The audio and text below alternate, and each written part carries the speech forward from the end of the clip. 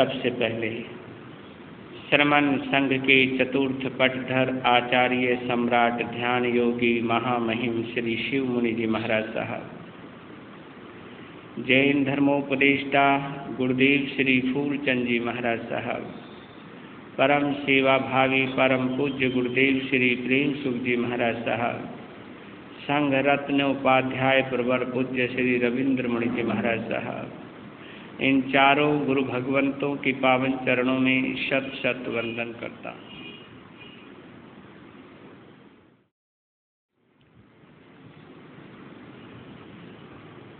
हमारे दोनों प्रिय मुनिराज एवं उपस्थित धर्म प्रेमी बंधुओं,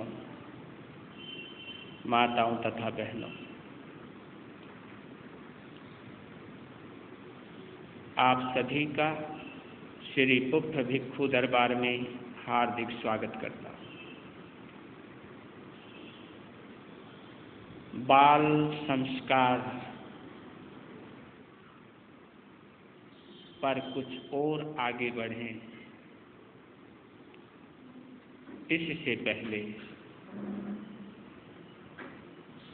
एक मंगलमय प्रार्थना, एक मंगलमय कामना।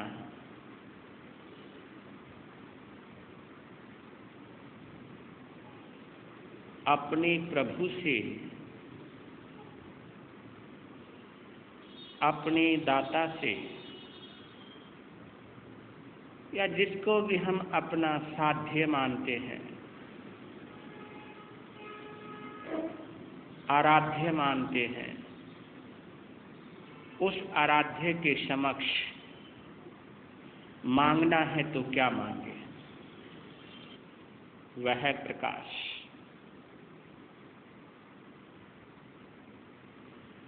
वह उजाला,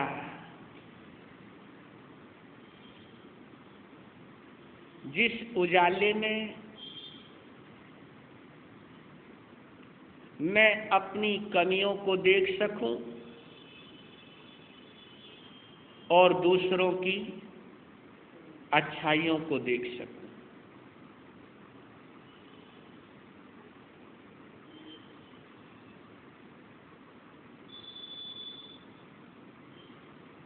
हे प्रभु, जैसे तुम सुंदर हो, जैसे तुम पावन हो, जैसे तुम पवित्र हो, हमको भी ऐसा ही सुंदर बना दो। हमको भी ऐसे ही अंदर से पवित्र कर दो।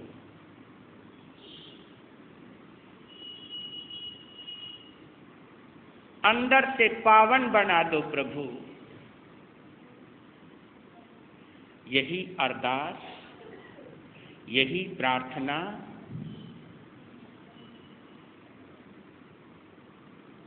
आपके जीवन की साधना बने, आपके जीवन का लक्ष्य बने। बाल संस्कार के अंतर्गत आप लोग सुनते आ रहे हैं या आप लोग सुन चुके हैं, गर्भ संस्कार के बारे में। बच्चा जब गर्भ में आए तो एक माँ बाप का क्या कर्तव्य है,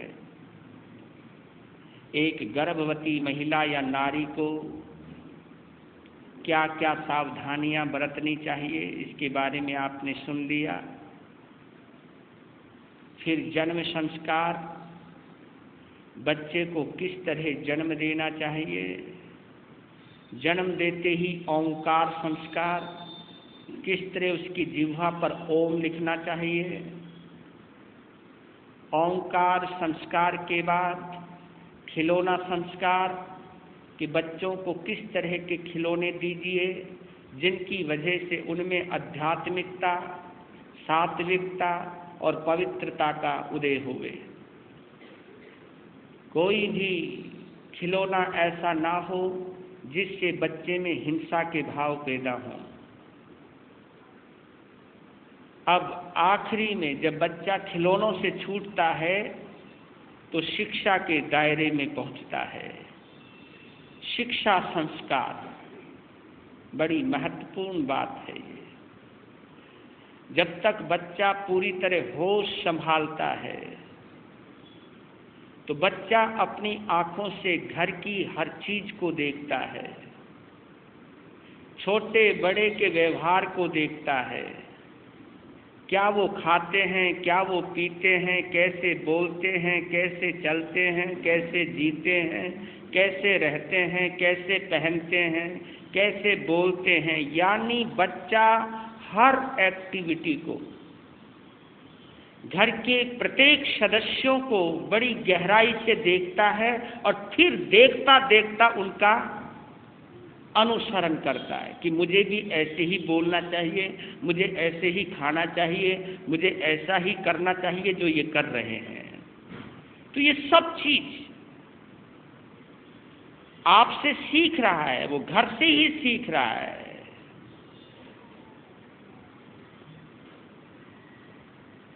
कल बात कर रहा था कि हमारी देश की शिक्षा प्रणाली, हमारे देश की एजुकेशन,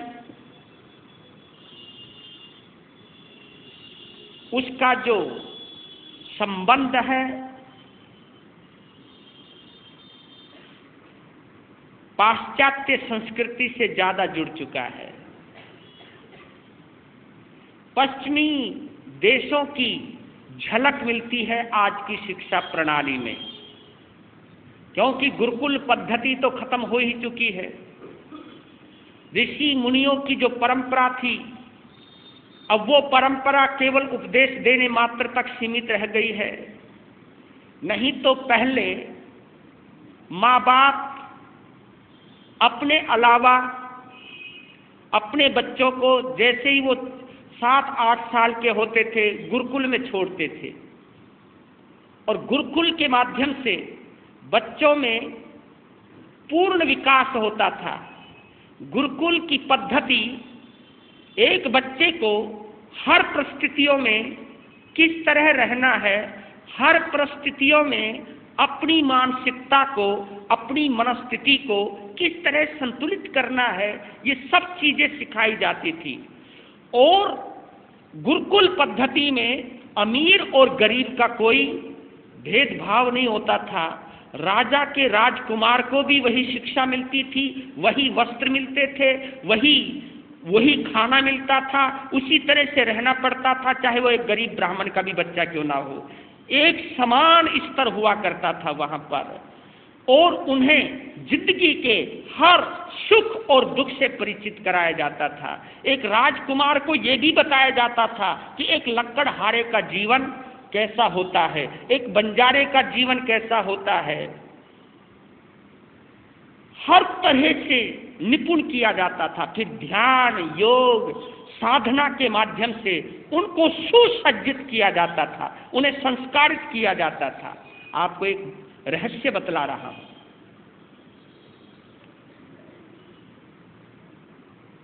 कि आज की शिक्षा ने, आज की एजुकेशन ने आदमी के ब्रेन को, दिमाग को बहुत हाई फाई कर दिया है। लेकिन रहस्य यह है कि दिमाग के केवल एक हिस्से को सक्रिय किया गया है, या यूं कहूं आज की एजुकेशन, आज की शिक्षा पद्धति या शिक्षा प्रणाली या पढ़ाने का तौर तरीका एक बच्चे के दिमाग के एक हिस्से को सक्रिय किया है, दूसरा हिस्सा तो निष्क्रिय ही रह जाता है, जिसकी वजह से यह सामाजिक असंतुलन पैदा हुआ है, या सामाजिकता का असंतुलन पैदा हुआ है।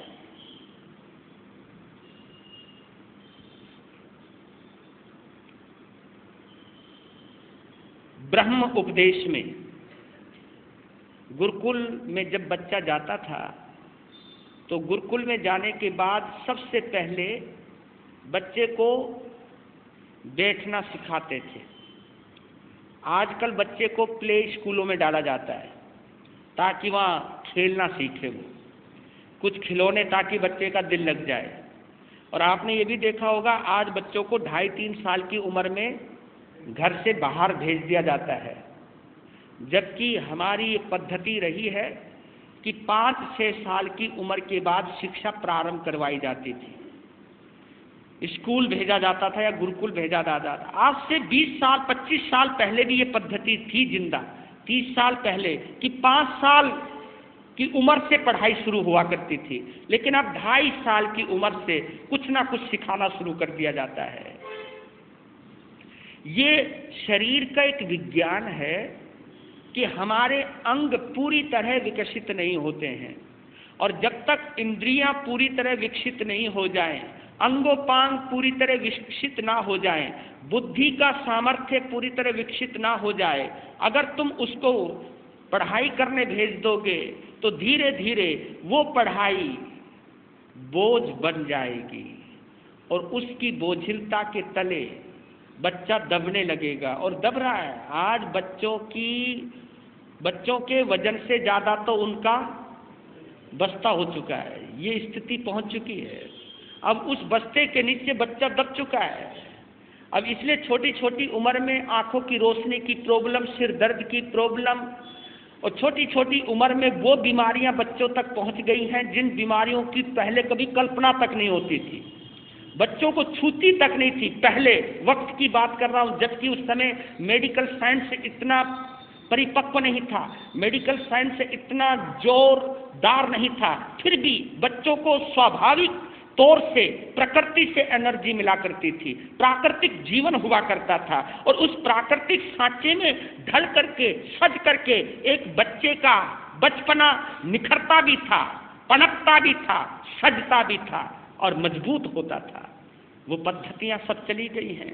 आजकल नई जनरेशन आ चुकी है, बच्चे को घर से जल्दी बाहर निकालने की कोशिश, क्योंकि अब माँ ज़्यादा बर्दाश्त नहीं कर पाती उसका रोना, उसको संभालना, उसको देखना। ना ना ना, बस 2.5 साल। आजकल माँ सीधी कहती बस 2.5 साल होने दो, 2.5 साल तक की मेरी जिम्मेवारी, बाद में तो 5-6 घंटे के लिए तो मुझे निजात मिलेगी। अगर बच्चों से इतना जुदा होने का ज़्यादा ही शौक हो चुका है।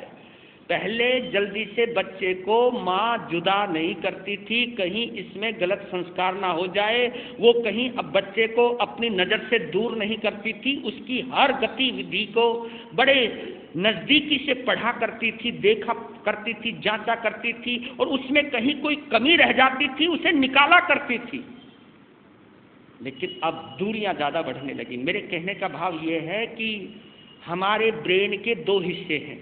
आपको वो रहस्य बतला रहा हूं कि आज दिमाग मजबूत हुआ है, लेकिन दिमाग का एक हिस्सा मजबूत हुआ है। हमारे ब्रेन में 2 हिस्से हैं, दायां और बायां।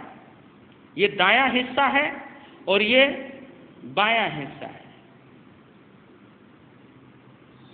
आप आश्चर्य मानेंगे, ये सिद्ध कर दिया गया है कि आज बायां हिस्सा यानी लेफ्ट पार्ट, बायां हिस्सा जो ब्रेन का है, दिमाग का है, मस्तिष्क का है, वो सक्रिय हो गया है, जबकि दायां हिस्सा निष्क्रिय पड़ा है।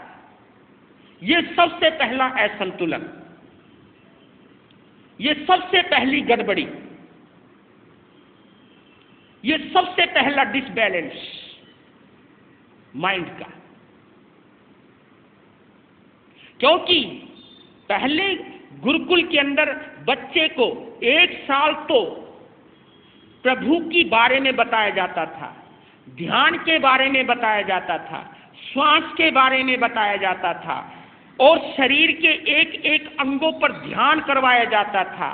उसको पूजा सिखाई जाती थी, उसको ध्यान और योग की साधना करवाई जाती थी, प्रार्थना करवाई जाती थी, यज्ञ और हवन जो भी है अपनी अपनी गुरुकुल पद्धति हुआ करती थी, वो करवाई जाती थी, जिसकी वजह से पहला भाग यानी हमारा जो दायां हिस्सा है, क्योंकि ये वैज्ञानिकों ने सिद्ध कर दिया है कि बाएं हिस्सा जो ब्रेन का है वो लॉजिक का हिस्सा है। किसका है?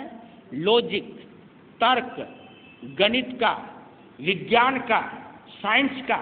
यानी जो हम गणित सीखते हैं, जो हमें व्यापार करना आता है, जो हम साइंस सीखते हैं, जिसको हम कहते हैं उसका दिमाग बड़ा हाई फाई है, बड़ा इंटेलिजेंट है, वो इंटेलिजेंसी जो है, वो इंटेलिजेंसी यानी उनका बायां हिस्सा सक्रिय है।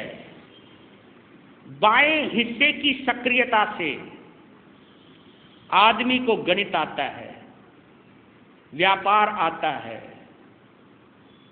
और एक बात और बताऊं, इस बंदे को मैंने किस तरह चलाना है या इसको बेवकूफ बनाना है,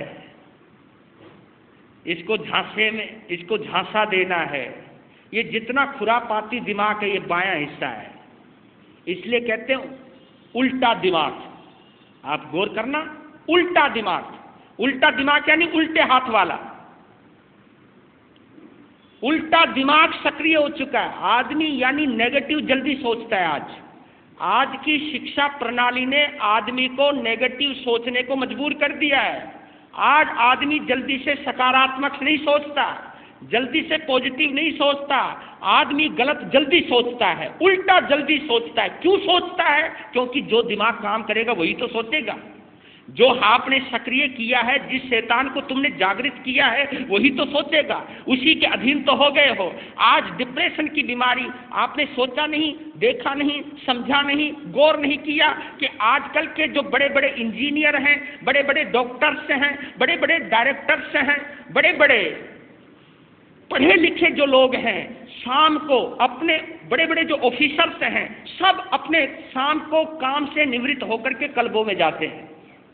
क्लबों में जाते हैं, क्लबों में जाकर के कोई शराब पीता है, कोई ताश खेलता है, मनोरंजन ढूंढता है, कोई नृत्य करता है, कोई नाचता है। यानी अपनी दिमागी थकावट को वो दूर करने की कोशिश करता है। क्या वह रिफ्रेशमेंट मिलना चाहिए, आदमी बहुत बोझिल हो गया है, जरा कुछ आनंद, कुछ मस्ती हो जाए, कुछ ये हो जाए। यानी आदमी को इस दिमाग को शांत करने के लिए या तो शराब की जरूरत पड़ गई अब, या मौज मस्ती की जरूरत पड़ गई है, या शबाब की जरूरत पड़ गई है। क्या माइंड के रिलैक्सेशन के लिए हमें इन चीजों की जरूरत पड़ रही है? पड़ेगी, क्योंकि वो दूसरी बात तो जानते नहीं है। पहले गुरुकुल पद्धति में आदमी का गणित बड़ा विस्तृत किया जाता था, इसमें कोई दो राय नहीं। आदमी के बाएं हिस्से को, उल्टे हिस्से को सक्रिय किया जाता था, लेकिन उसके साथ एक बैलेंस था। उनका उतना ही दायां हिस्सा भी सक्रिय होता था। दायां हिस्सा क्या है? Art of living. दायां हिस्सा क्या है? जीने की कला। दायां हिस्सा क्या है? प्रेम, सद्भाव, समभाव। ये सब सक्रिय किससे होते हैं? ये दाएं हिस्से से। ये सीधा हाथ जो है, जो सीधी सोच रखता है, जो पॉजिटिव सोच रखता है, वो पॉजिटिव सोच आती है दाएं हिस्से को सक्रिय करने से। और ये सक्रिय किससे होता है? ध्यान से। किससे? ध्यान करने से, भगवान की सच्चे हृदय से भक्ति करने से, साधना करने से, योग करने से, श्वासों का संतुलन साधने से, पूजा पाठ करने से, धार्मिक पुस्तकों को पढ़ने से। सोचते जाना, सुनते जाना और समझते जाना। धार्मिक पुस्तकों को पढ़ने से, धार्मिक ग्रंथों को पढ़ने से, सत्संग सुनने से ये हमारा जो दायां हिस्सा है ये सक्रिय होता है। और जो बंदा प्रभु की भक्ति करता है वो भी दिल से, पूरे होश हवास में, ध्यान करता है, आत्म साधना करता है, उसका दायां हिस्सा सक्रिय हो जाता है। और जितना दायां हिस्सा सक्रिय हो जाएगा उतना ही दायां हिस्सा बाएं हिस्से पर प्रभावी हो जाएगा।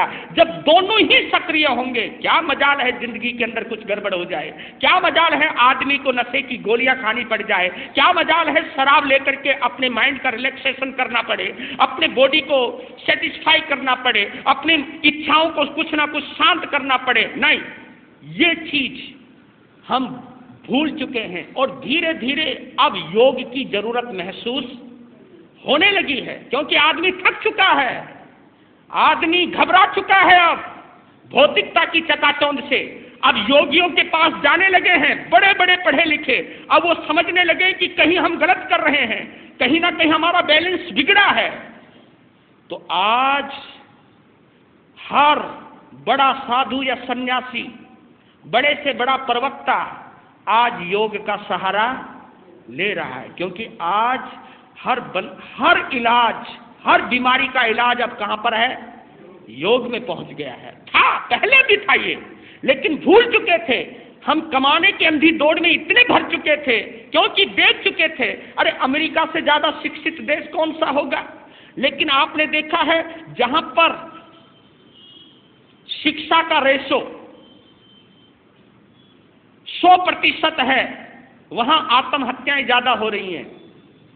जहां बहुत ज्यादा पढ़े लिखे लोग हैं वहां मेंटल लोग ज्यादा हो चुके हैं, मेंटल डिजीज ज्यादा हो चुकी हैं, मानसिक रोगी ज्यादा हो चुके हैं। क्यों हो गए हैं? क्योंकि वहां मस्तिष्क का बैलेंस नहीं रहा है। और ये बैलेंस बनाना होगा आपको, अगर जीवन का आनंद पाना चाहते हो। ये आपको सोचना होगा। अगर आप थोड़ी देर सत्संग में बैठे हो, सत्संग में बैठे बैठे जहां तक हो सकता है संभवतया आपके दिमाग में खराबी देखना, दुकान पर बैठ करके देखना, किसी और गंदी महफिल में बैठ करके देखना, और कभी सत्संग में बैठ करके देखना, कभी प्रभु की भक्ति सुन करके देखना, आपके माइंड में पवित्रता आनी शुरू हो जाती है, आपकी मानसिकता में स्वस्थता आनी प्रारंभ हो जाती है। तो ये वो हिस्सा है, ये वो जगह है जहां आकर के आपको मानसिक स्वास्थ्य प्राप्त होता है। और आज आदमी को शारीरिक स्वास्थ्य से ज्यादा मानसिक स्वास्थ्य की जरूरत पड़ रही है, क्योंकि बैलेंस यहीं पर बिगड़ा है। और इसको शिक्षित कीजिएगा, इसको ध्यान दीजिएगा। और कुछ देखना, एक कथानक के माध्यम से बात समझाने की कोशिश कर रहा हूं आपको।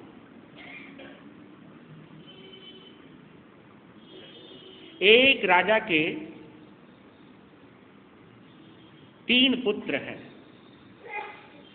एक राजा के 3 पुत्र हैं, यानी 3 राजकुमार हैं।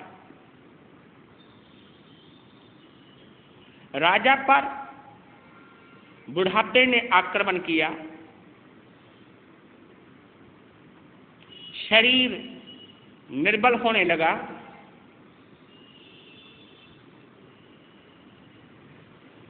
राजा का दिल कहने लगा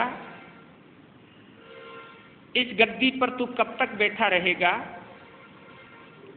तेरे पास 3 ऑप्शंस हैं, तेरे पास 3 पुत्रों के माध्यम से 3 विकल्प हैं।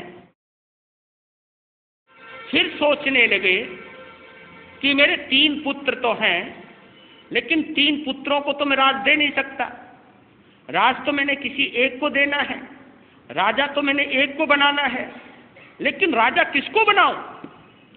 मन में एक ख्याल पैदा हुआ कि इस राज्य का असली उत्तराधिकारी कौन है, इस गद्दी पर कौन है बैठने लायक। ये चिंतन है, ये सोच है, मैं क्या करूं? फिर एक आइडिया आया उसके दिमाग में कि एक समस्या पूर्ति, यानी एक सवाल करूंगा और उस सवाल को पूरा करने का पूरा मौका भी दूंगा। तीनों लड़कों को अपने पास बुला लिया। सभी दरबारी बैठे हुए हैं,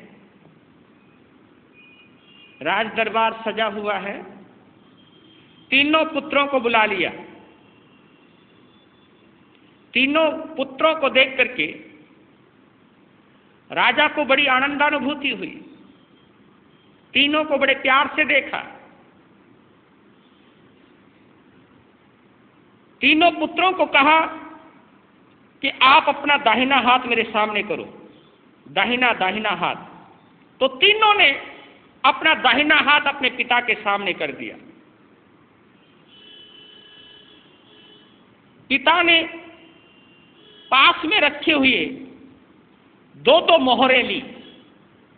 2 मोहरें बड़े के हाथ में, 2 मोहरें मझले के हाथ में, 2 मोहरें छोटे के हाथ में रख दी।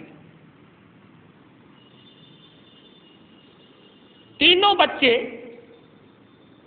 कभी उस 2 मोहरों को देखें, कभी अपने पिता की ओर देखें। यानी 2 मोहरें तो दे दी हैं, अब आगे क्या है। बाप ने कहा इसे मुट्ठी बंद कर लो। मुट्ठी बंद कर ली।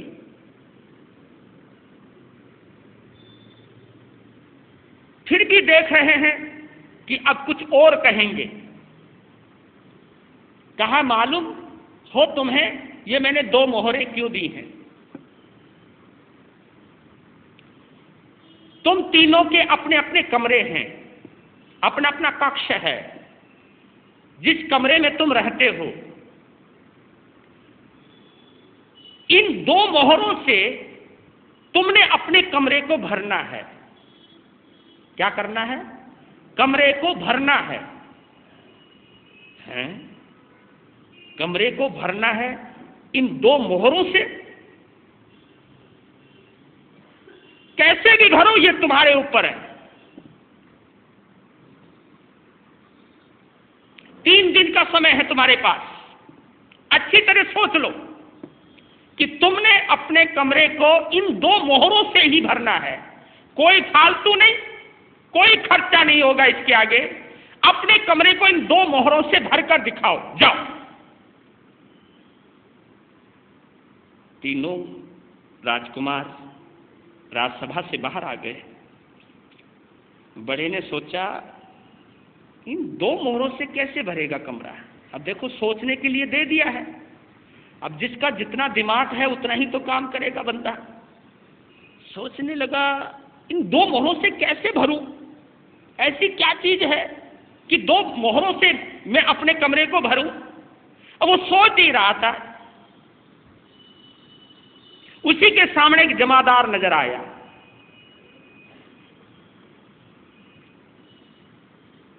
जमादार को अपने पास बुलाया, नुके इधर आ। हाँ जी, ये 2 मोहरे लेगा। 2 मोहरे देख करके बड़ा खुश हुआ, बड़ा प्रसन्न हुआ। हाँ, इसके लिए तुझे एक काम करना है। तू जितनी गंदगी उठाता है ना, वो गंदगी मेरे कमरे में डाल दे। क्योंकि उसने सोचा है इन 2 मोहरों से गंदगी भरी जा सकती है और तो कुछ है नहीं। हीरे जवाहरात तो भरे नहीं जा सकते, कुछ और चीज तो भरी नहीं जा सकती, कोई अनाज का कोठा तो भरा नहीं जा सकता। अब गंदगी ही भरी जा सकती है, क्योंकि 2 मोहरों से गंदगी आ सकती है और कुछ नहीं आ सकता। हाँ, 2 मोहरें ली, जिस उसको दी जो गंदगी डालता था, गंदगी उठाता था, गंदगी भरवा दी। बदबू ही बदबू, दुर्गंध ही दुर्गंध, भरवा दी। चलो, वो तो निश्चिंत हो गया। मगर चलो बढ़िया हुआ, अपन का काम सबसे पहले हो गया। भरना ही तो था, भर दिया। अब दूसरे की बारी आई। दूसरे ने सोचा क्या किया जाए। बड़े ने तो गंदगी डाल दी, पर मैं गंदगी तो नहीं डालूंगा, पर लेकिन 2 मोहरों में आएगा क्या? और नहीं, 2 मोहरों में गंदगी के अलावा भी कुछ आ सकता है। वो एक बंदे के पास गया जिसके पास घास फूस का काम था। घास, समझे, सूखी घास, पुलियां। उसने कहा ये 2 मोहरे पकड़, तो ये जितनी घास है, ये जितना झाड़ झंखाड़ है, ये सब मेरे कमरे में भर दे। तुझे 2 मोहरे चाहिए, 2 मोहरे ली, तो उसमें घास फूस सब भर दिया, ऊपर तक ठसाठस। वो भी सोचा चलो कोई बात नहीं, मेरा भी काम पूरा। तीसरे ने सोचा, क्योंकि बड़ा विनयवान था। देखो, जो अल्हड़ होता है, जो नादान होता है, जो घमंडी होता है, देखो दिमाग भी किस तरह काम करता है उन सबका। जो जितना विनयवान होगा, प्रभु भक्ति का आनंद लेता होगा, ध्यान समाधि करता होगा, उसका दिमाग उतना ही तीक्ष्ण, उतना ही सूक्ष्म, उतना ही गहरा, और गहराई से निकलता है रहस्य जिंदगी का। छोटे ने सोचा, मेरे पिता बहुत आला दर्जे के हैं। पहली बात, उन दोनों के मन में पिता के लिए आदर, क्योंकि आदर होता तो वो काम कर ही नहीं सकते थे, गंदगी भरवाता, बल्कि वो तो अपने बाप को चिढ़ाने के लिए निकल, देख 2 मोहरों में यही आ सकता है और कुछ नहीं आएगा। ये सोचिए, ये आपकी सोच ही आपके मस्तिष्क के लेवल को या स्तर को ऊपर और नीचे करती है। ये फ्लेक्सिबिलिटी आती है उसके अंदर। और जो विनयवान होता है, विनम्र होता है, सभ्य होता है, प्रभु का उपासक होता है, ध्यान साधक होता है, माँ बाप का और गुरु का उपासक होता है, उसकी मस्तिष्क की गहराई देखिए। सोचा कि मेरे पिता ने जरूर कुछ अनोखी चीज से भरने के लिए ही कहा होगा, और वो चीज इन 2 मोहरों से आ सकती है, क्योंकि अगर नहीं आती तो वो 2 मोहरे नहीं देते। यानी मैं अपने कमरे को भर सकता हूं, इन्हीं 2 मोहरों में भर सकता हूं। अब किससे भरना चाहिए? तुरंत दिमाग में आया। पहले पिता को प्रणाम किया, मां को प्रणाम किया, गुरु को प्रणाम किया, और कहा कि हे प्रभु, हे सदगुरुदेव, वो बुद्धि दो मेरे में जो मेरा कमरा भर सके। जब गुरुओं से मांगोगे तो सही चीज मिलेगी, जब प्रभु से मांगोगे तो सही चीज मिलेगी, जब अपने बड़ों का सम्मान करके कुछ मांगोगे तो सही चीज मिलेगी। झट दिमाग में आया, क्या आया कि मैं एक छोटा सा दिया लाऊं। क्या लाऊं? दीपक लाऊं, दिया लाऊं, दिए को जलाऊंगा, सारे कमरे में रोशनी हो जाएगी, सारा कमरा रोशनी से भर जाएगा। फिर सोचा रोशनी से ही नहीं भरना, कुछ और भी चीज से भरूंगा। क्या? एक अगरबत्ती लाऊंगा, अगरबत्ती भी इसी में आ जाएगी, दीपक भी आ जाएगा, तेल भी आ जाएगा, बाती भी आ जाएगी। और फिर एक अगरबत्ती लाऊंगा, अगरबत्ती से सारे कमरे में सुगंध ही सुगंध भर दूंगा। फिर भी एक मोहर तो फिर भी बच जाएगी। ये चीजें तो एक ही मोहर से आ गई है, एक मोहर फिर भी बच गई। उससे क्या लाऊं? एक सितार लाऊंगा। क्या लाऊंगा? एक सितार लाऊंगा, एक वाद्य यंत्र लाऊंगा, उसे बजाऊंगा, संगीत की लहरें छेड़ूंगा और सारे कमरे को संगीत से भर दूंगा। रोशनी से, सुगंध से और संगीत से सारे कमरे को भर दूंगा। आप देखिए, तीसरा दिन और 3 काम कर दिए। जय हो। पिता ने दौरा किया, क्योंकि आगे वादे के मुताबिक पिता ने दौरा किया।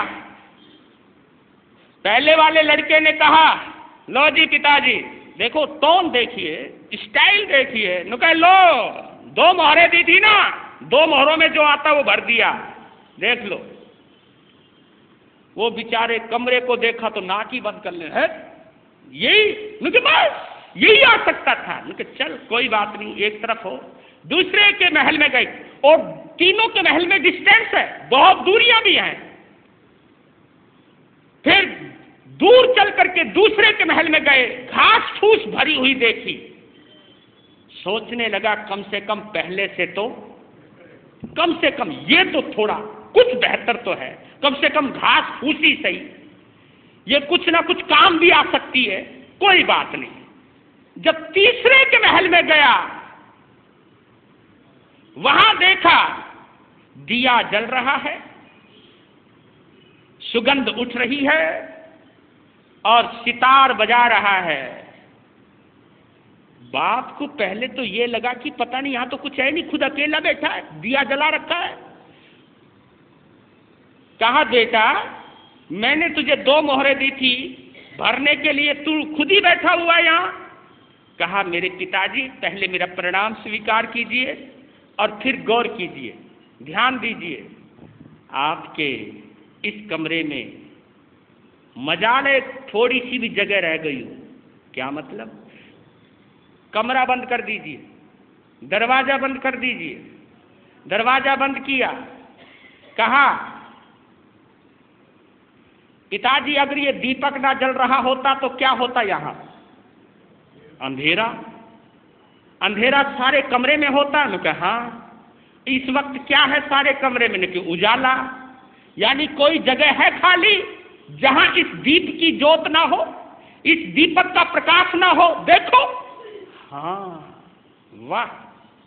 और नाक को, श्वास को ऊपर खींच के देखो, आपको क्या अनुभव हो रहा है? कि सुगंध आ रही है। कि सुगंध भी आप चाहे वहां उस कोने में सूंघ लो, चाहे इस कोने में सूंघ दो, हर जगह सुगंध ही अनुभव होगी।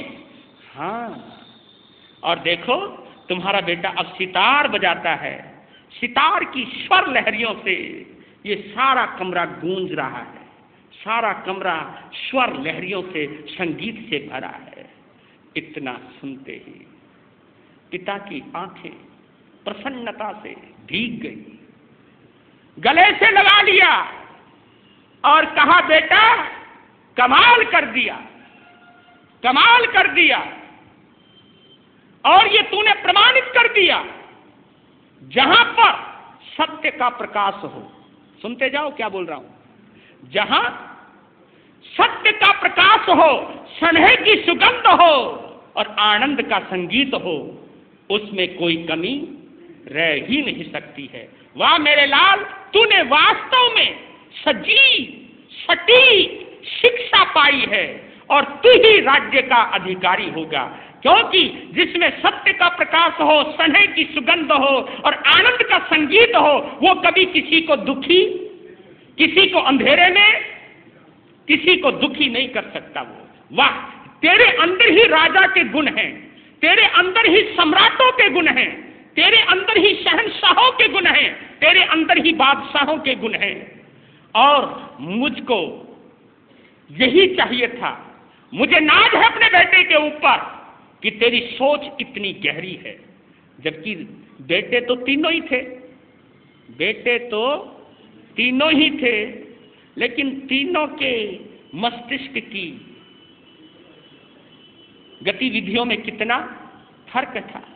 ये फर्क वहीं से पैदा हुआ है। जो ध्यान नहीं करता, योग नहीं करता, प्रभु की भक्ति नहीं करता, जो केवल यही सोचता बस मुझे पढ़ना है, और पढ़ना भी केवल कमाने के लिए है, रोजी रोटी के लिए कमाना है, रोटी कपड़ा और मकान, इन्हीं समस्याओं का निदान करना है। नहीं नहीं नहीं, रोटी कपड़ा और मकान, मैंने कल भी बोला था, ये इस शरीर और संसार की जरूरत है। आत्मा की जरूरत तो कुछ और है, आध्यात्मिकता की आवश्यकता कुछ और है। और आप ऊपर कुछ पढ़ोगे या चढ़ोगे, बढ़ोगे, तभी बढ़ोगे जब हमारे अंदर सत्य और स्नेह और सद्भाव की सुगंध होगी, पवित्रता होगी, गंध होगी, प्रकाश होगा। यही चीज आपके अंदर आनी चाहिए। ये शिक्षा का संस्कार है। और दूसरी बात, मैं आप लोगों को एक सुझाव और देना चाहता हूं कि आप लोग अक्सर बच्चों को, तुम कहते हो, बच्चे ने कहा कि मुझे ये चॉकलेट दिला दो, माँ ने कहा नहीं बेटा चॉकलेट नहीं खाना, डॉक्टर ने मना कर रखा है, तुम्हारे दांतों में कीड़े पड़ चुके हैं और तुम्हारे दांत और सड़ जाएंगे। ये सुनते ही बच्चे ने या बच्ची ने पांव पटकने शुरू कर दिए, जोर जोर से रोना शुरू कर दिया, मुंह बना के पड़ गए और बोलना भी बंद कर दिया और रोए जाए। फिर तुमने सोचा रे रे रे रे क्या करना, जा कोई बात नहीं, ले बेटा ले टॉफी खा, ले चॉकलेट खा ले। और बताऊं आपको, आपने उसके रोने के बाद या जिद करने के बाद उसकी बात अगर मान ली है तो उसको एक बात पता चल गई। क्या पता चल गई? कि रोने से काम हो जाएगा। और मेरी महिलाओं में तो ये बचपन से लेकर के आखिरी तक आदत बनी रहती है। बुरा नहीं मानना, कभी बुरा मान जाओ। छोटी बच्ची पहले रोती थी, क्योंकि जब बच्ची रोती है ना तो माँ बाप सोचते ये बेचारी पराया धन है, लो जो चाहे वो ले लो, ले। पहले मना भी किया और फिर हाँ किया। मेरे कहने का भाव यह है कि आप अपने हाँ और ना में जरा फर्क कीजिएगा। अपने हाँ और ना में फर्क को परखिएगा, अंतर को परखिएगा। अगर आपने कोई गलत चीज समझकर मना कर दी है, फिर चाहे वो पांव पटके, चाहे वो रोए धोए, चाहे रोटी खाना छोड़ दे, कह दो भाई कुछ भी हो, ये चीज नहीं होगी, क्योंकि ये मना हो चुकी है। ताकि बच्चे को ये पता चल जाए तू चाहे रो चाहे पांव पटक, ये जो गलत चीज मना कर दी गई है ये पूरी होने वाली। आप लोग अपनी मोह ममता में आकर के उसका थोड़ा सा रोना देख करके आपका दिल पसीज जाता है और आप उसे वो करने देते हो। नहीं, ऐसा नहीं। आपको कुछ ना कुछ अंतर करना ही पड़ेगा, कुछ ना कुछ फर्क करना ही पड़ेगा। आपको कहीं ना कहीं स्ट्रांग होना पड़ेगा। और बच्चों को मैं बतला रहा हूँ, आप लोगों को एक सुझाव दे रहा हूँ, कभी कभी हफ्ते में 2 हफ्ते में बच्चों को कभी ना कभी व्रत करवाया करो, कभी ना कभी आयन बिल करवाया करो।